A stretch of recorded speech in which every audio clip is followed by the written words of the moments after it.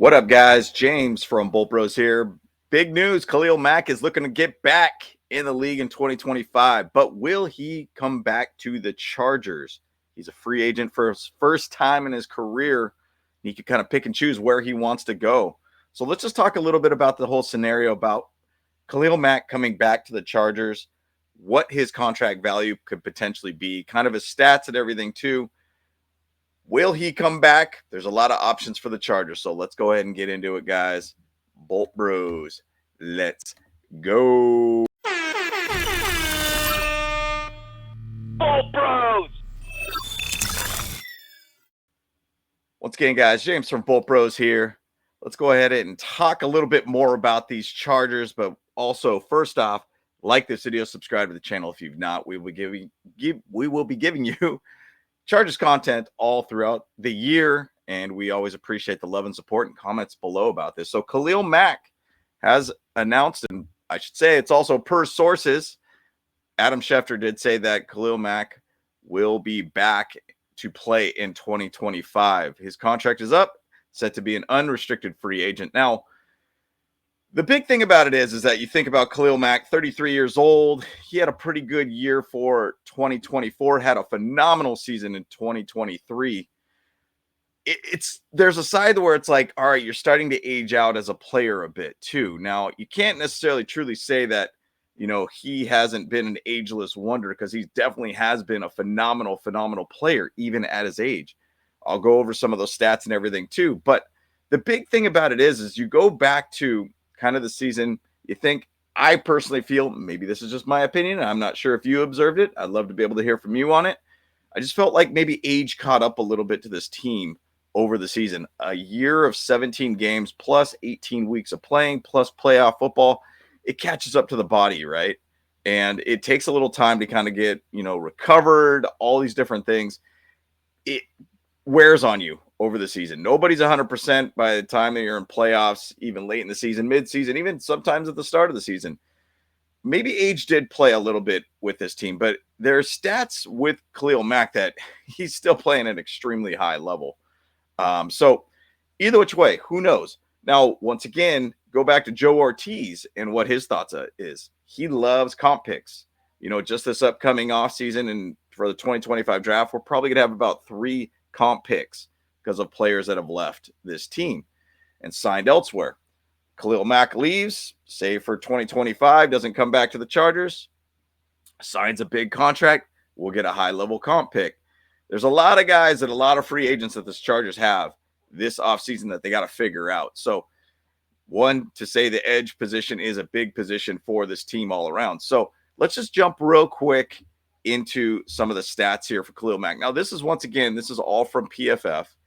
Subjective a little bit on these stats and everything too, but at the same side, it is a metric to at least give you an idea of how Khalil Mack has played. 90.4 overall grade, 5th in the league for edges. Man, that's very, very high, and especially for a guy that is actually at 33 years old, I think potentially going 34 into next season, late in the season, that is. Now, pass rush grade, 79.9, still 16th in the league, very high level still for that. Run defensive grade, 88.0, second in the league for edge. Once again, ageless wonder, right? Khalil Mack has absolutely been a dog for this team. And he has been one of those guys throughout the season. I'm like, gosh, like he's just got to find a way to stay here with the Chargers. Now, going back to it once again, unrestricted free agent. He could walk and go anywhere he wants. He could go anywhere he wants now. First time in his career, which is pretty amazing. And says a lot about who Khalil Mack is as a leader, as a player, just a solid guy. Going down to his season stats here. 24 solo tackles, 40th in the league, 7 sacks, 33rd in the league for edges, 3 assists to 115 or 115th in the league, and 2 forced fumbles, 8th in the league. This guy is still a game wrecker, right?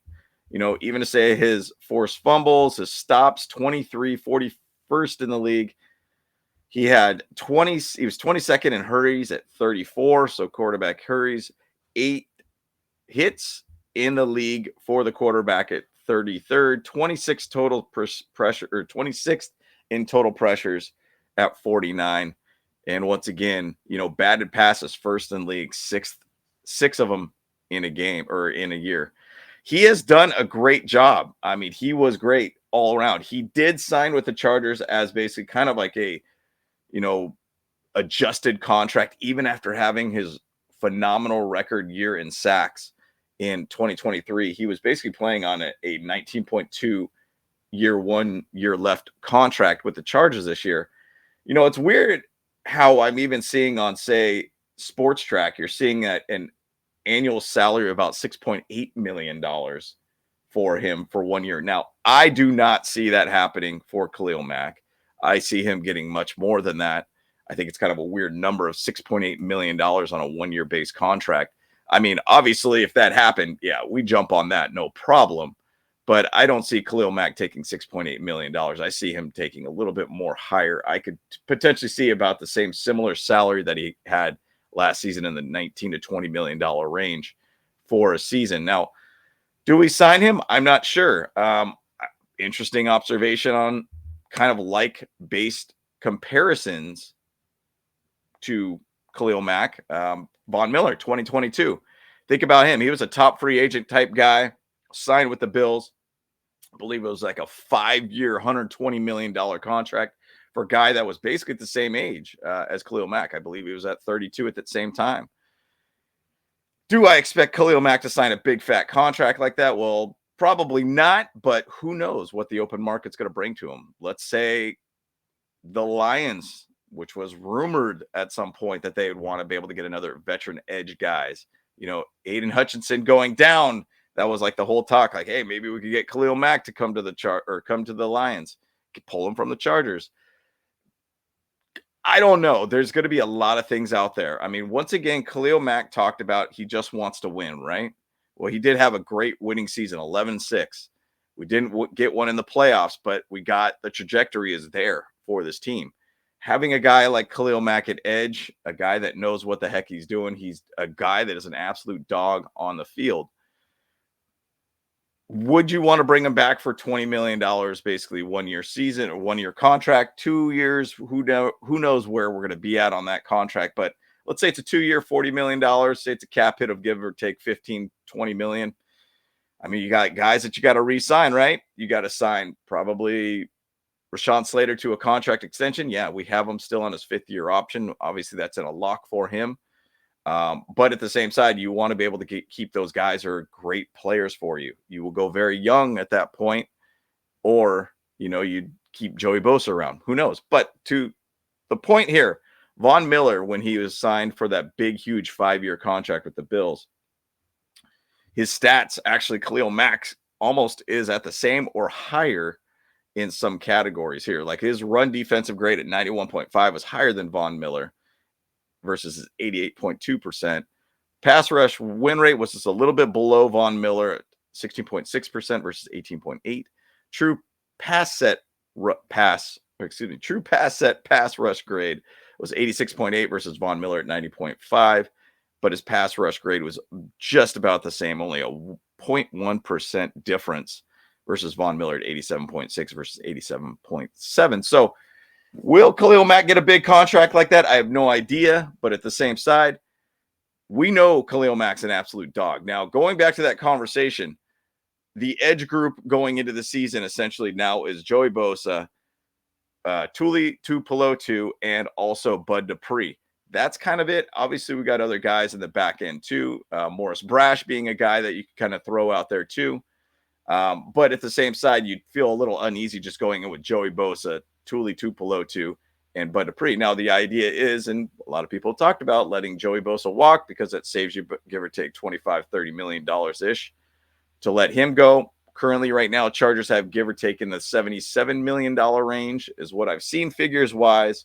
Going into 2025, you let Bosa go, we potentially get closer to the $100 million range. And then if you let Trey Pipkins go, you will get over the $100 million range for free agency. So it's kind of a hard thing to figure out with Khalil Mack. Do you want to bring him back? I would love to be able to hear from you guys on that too. Now, I think there's an idea, and I've seen with a lot of mock drafts coming up.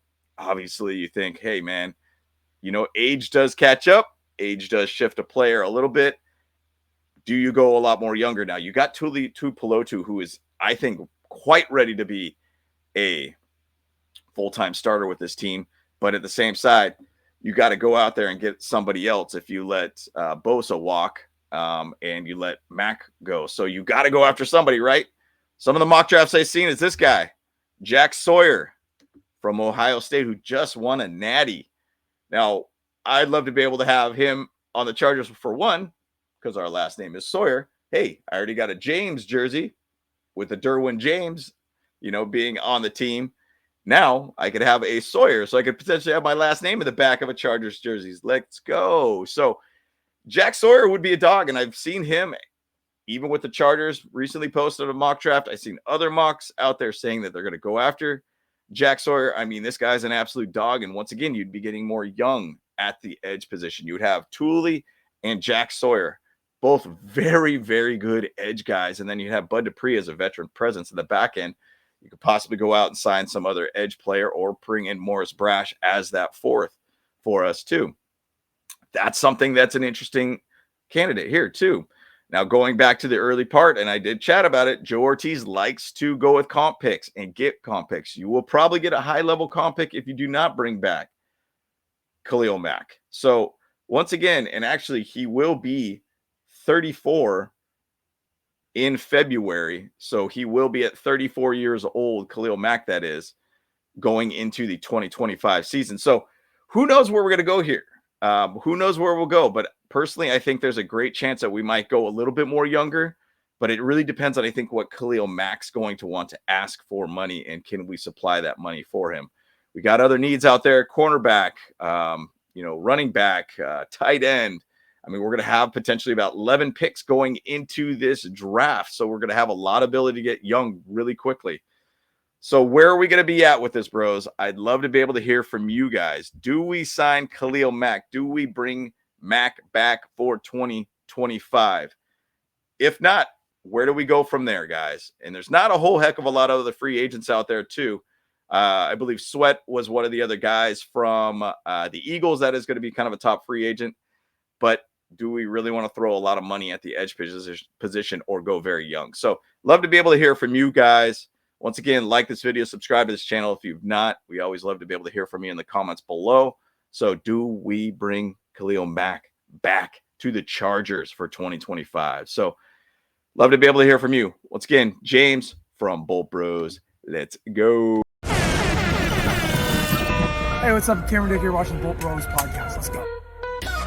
Charged up, Bolt Bros on the night. LA Thunder and electric delight. Bolts in the battle, sparking bright. Charged up, ride the lightning, feel the fright.